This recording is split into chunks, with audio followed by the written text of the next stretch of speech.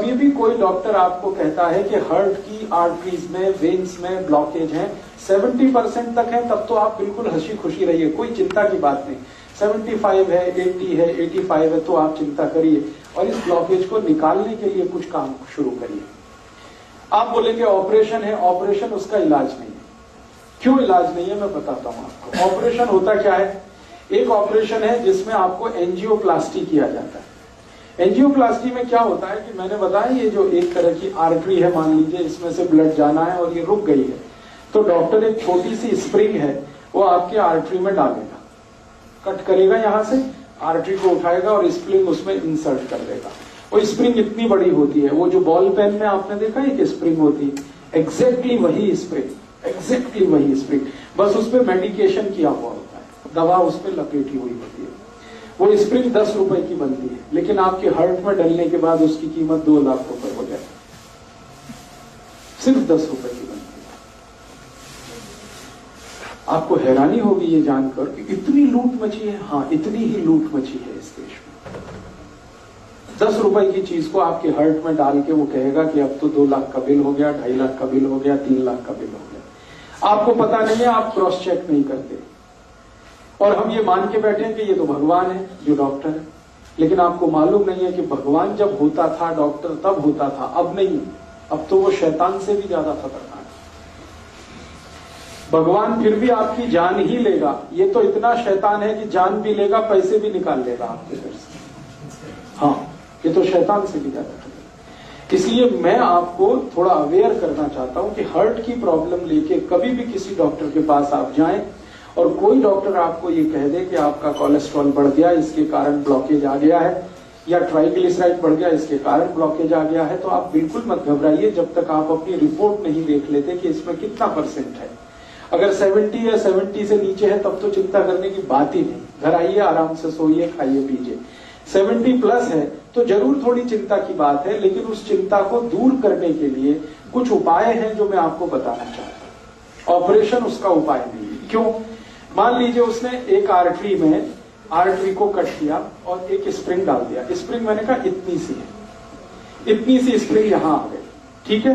अब ये स्प्रिंग डाल दी तो इसमें होगा क्या कि आर्टरी का थोड़ा एक्सपेंशन हो गया, तो खून ज्यादा जाने लगेगा। 1-2 दिन आपको बहुत रिलीफ लगेगा, लेकिन आगे और पीछे जहां स्प्रिंग है ना, उसके आगे और उसके पीछे वहां फिर जमा हो जाएगा क्या? कचरा, कीचड़, कोलेस्ट्रॉल फिर जमा हो गया, तो फिर तकलीफ आएगी आपको। फिर दोबारा आप डॉक्टर के पास जाएंगे, फिर कहेगा आपको एक और एंजियोप्लास्टी कराना पड़ेगा। तो जहां पे उसने स्प्रिंग डाला था उसके आगे पीछे और एक डाल देगा, फिर आपका 2-2.5 लाख का खर्चा। फिर उसमें क्या होगा, जहां स्प्रिंग पड़ गई वहां से तो ब्लड निकल गया, फिर उसके आगे और पीछे फिर वही समस्या।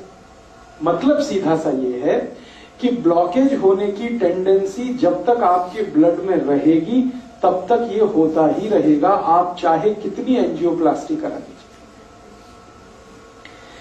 और एक आर्टरी में 2 या 3 से ज्यादा एंजियोप्लास्टी हो नहीं पाती क्योंकि वो बहुत वीक हो जाती है। तब डॉक्टर आखिर में कहता आप बाईपास सर्जरी करा लो। बाईपास सर्जरी में क्या होगा, जो आर्टरी है उसके पैरेलल एक दूसरी आर्टरी लगाएगा और इसको बंद कर देगा। लेकिन अगर ब्लॉकेज की टेंडेंसी उसमें भी बनी हुई है तो थोड़े दिन में उसमें भी ब्लॉकेज आ जाएगा। कीचड़ भरने की अगर नाली में टेंडेंसी है तो नाली कितनी भी नहीं बनाते रहो, कीचड़ भरने ही वाला है।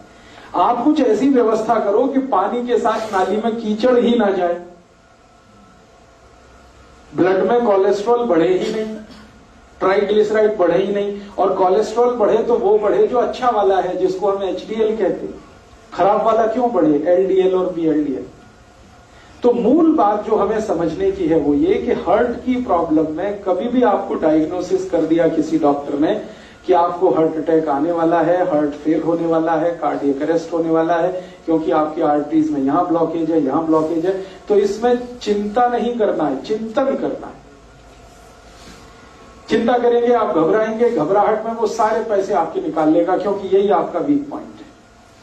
आप चिंतन ये करिए कि मेरे ब्लड में जो खराब कोलेस्ट्रॉल है वो बढ़ क्यों रहा है, ये कम हो जाना चाहिए। अब ब्लड में खराब कोलेस्ट्रॉल बढ़ने से ही ब्लॉकेज है, तो खराब कोलेस्ट्रॉल बढ़ने के कारण जान लीजिए। किन कारणों से खराब कोलेस्ट्रॉल बढ़ता है और किन कारणों से अच्छा कोलेस्ट्रॉल बढ़ता है। जिंदगी में जितने भी लोग डालडा खाते हैं, डालडा आप समझते हैं, वेजिटेबल ऑयल, ये डालडा सबसे खराब वस्तु है जो खराब कोलेस्ट्रॉल को बढ़ाती है। खराब कोलेस्ट्रॉल मैंने फिर बोला, एलडीएल और वीएलडीएल। एलडीएल और वीएलडीएल आपके खून में सबसे ज्यादा तब बढ़ता है जब आप डालडा खाते हैं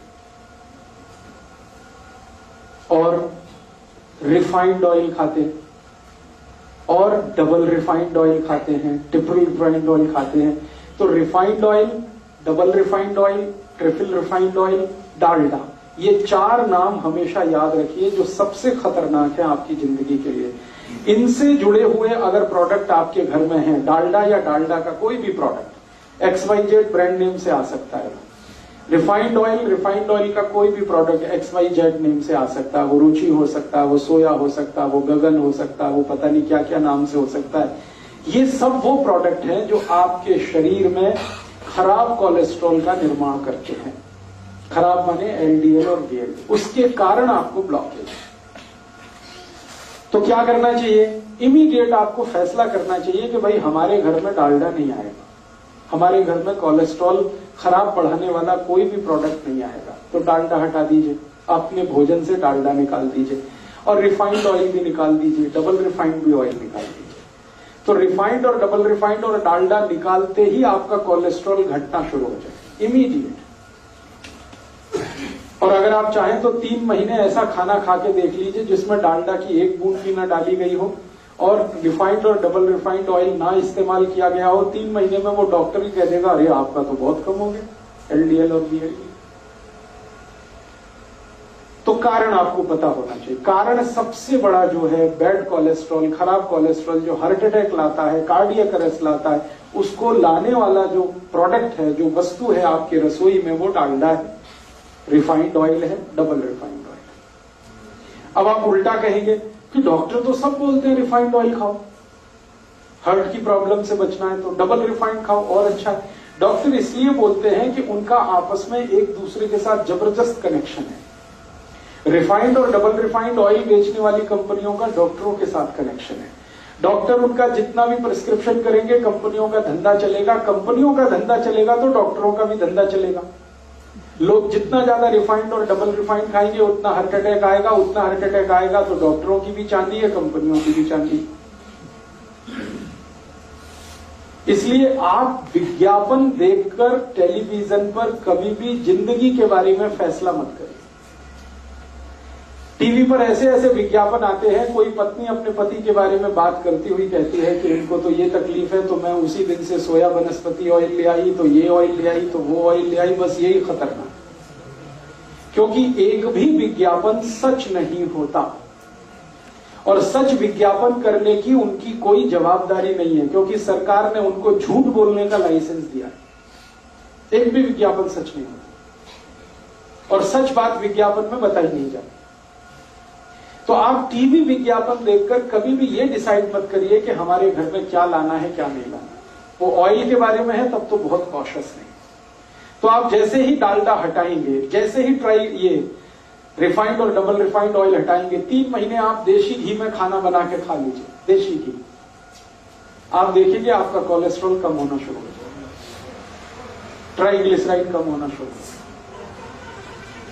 अब ये महत्व की बात है जो आपने कहा वो भी नकली है, तो असली बना लीजिए घर में। दूध आपके पास आता है, दही बना लीजिए, उसमें से मक्खन निकाल लीजिए, मक्खन को गर्म करके घी बना लीजिए, वो आपके घर में ही है। मेरा कहने का मतलब ये है कि आप घी के लिए देशी घी जितना ज्यादा खाएंगे बैड कोलेस्ट्रॉल उतना कम बनेगा, डालडा जितना खाएंगे बैड कोलेस्ट्रॉल उतना ज्यादा बनेगा, रिफाइंड और डबल रिफाइंड खाएंगे और ज्यादा। तो पहली बात अपने जीवन में याद रखिए कि हार्ट से जुड़ी हुई किसी भी प्रॉब्लम में तेल तुरंत बदल दीजिए। फिर आप बोलेंगे अच्छा डालडा छोड़ दिया, तो डालडा छोड़ के घी पे आ जाइए। और घी में मैं आपसे कह चुका हूं कि गाय का हो तो बहुत अच्छा है। गाय का घी जिस पर 12 साल मैंने रिसर्च किया है, 1 ग्राम भी कोलेस्ट्रॉल नहीं बढ़ने देता। गाय के घी में ऐसी तासीर है। हाँ मैं बताता हूं, एक मिनट। गाय का घी 12 साल तो मैं रिसर्च कर लिया, हजारों साल हमारे ऋषि मुनियों ने रिसर्च कर लिया। गाय का घी 1 ग्राम भी कोलेस्ट्रॉल किसी का बढ़ने नहीं देता, कितना भी खा ले आप, 1 ग्राम भी नहीं बढ़ने देता। बढ़ने देता है जो घी वो भैंस का है। तो जिनको हार्ट की प्रॉब्लम है उनको भैंस का घी तो छोड़ ही देना अच्छा है, गाय का घी कहीं से अरेंज करना। अब आप बोलेंगे गाय नहीं है तो गाय लाइए, गौशाला है पटियाला में, वो गौशाला वालों से निवेदन करिए, वो देशी गाय पालेंगे, आपको घी भी देंगे, दूध भी मिलेगा। ये सारी समस्याओं का समाधान हम कर सकते हैं। बात जो मोटी समझने की है वो गाय के घी की है। दूसरी जानकारी कि आपके घर में तेल एकदम शुद्ध लाइए। ये जो रिफाइंड तेल है ना ये छोड़ दीजिए, शुद्ध तेल लाइए। शुद्ध तेल कैसा?